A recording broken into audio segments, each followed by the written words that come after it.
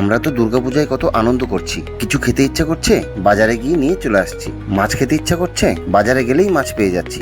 মাংস খেতে ইচ্ছা করছে বাজারে গিয়ে নিয়ে চলে আসছি। সবজি খেতে ইচ্ছা করছে সেটাও বাজার থেকে নিয়ে আসছি। একবারও এটা ভেবে দেখেছি এটা কোথা থেকে এলো, কেমন করে এলো? সারা রাত জেগে একটা ড্রাইভার গাড়ি চালিয়ে আমাদের বাজারে মাছ নিয়ে আসছে, আমরা বাজারে গিয়ে কিনে আনছি। সারা রাত জেগে একটা ড্রাইভার আমাদের মুখে খাবার তুলে দিচ্ছে। শুধু এগুলোই নয়, সাজা গোজার জিনিস, নিত্য প্রয়োজনীয় জিনিস, মুদিখানার মালপত্র সবকিছুই একটা ড্রাইভার না থাকলে এইগুলো সম্ভব হতো না। এই যে দুর্গাপূজার প্যান্ডেল হয়েছে, এইটাও কোনো ড্রাইভার গাড়ি না নিয়ে গেলে হতো না। আজকে তোমাদের একটা কথা বলবো যেটা আমার সাথে ঘটেছে। আমি দুটো রাত জেগে গাড়ি নিয়ে ফিরছিলাম, একটা হোটেলে খাওয়ার জন্য দাঁড়ালাম। সেখানে একটা ফ্যামিলিও খাওয়া দাওয়া করছিল। আমার চোখটা লাল ছিল, কারণ আমি দুটো রাত জাগা ছিলাম। ওই ফ্যামিলির মধ্যে আমাকে নিয়ে আলোচনা হচ্ছে। ওরা বলতে চাইছে আমার যে চোখ লাল আছে আমি নাকি নেশা করে আছি। এক ভদ্রলোক বলছে ড্রাইভাররা সবসময় নেশা করেই থাকে। আমি খাওয়া ছেড়ে ওনাদের কাছে গেলাম। আমি ওনাদের জিজ্ঞাসা করলাম, আপনারা যেই গাড়িটা করে এসেছেন সেই গাড়িটা কে চালাচ্ছিল? ওনারা প্রথমে আমার ওপর একটু রাগ করলো। আমি বললাম, দাদা রাগ করবেন না, আমার প্রশ্নের উত্তরটা দিন।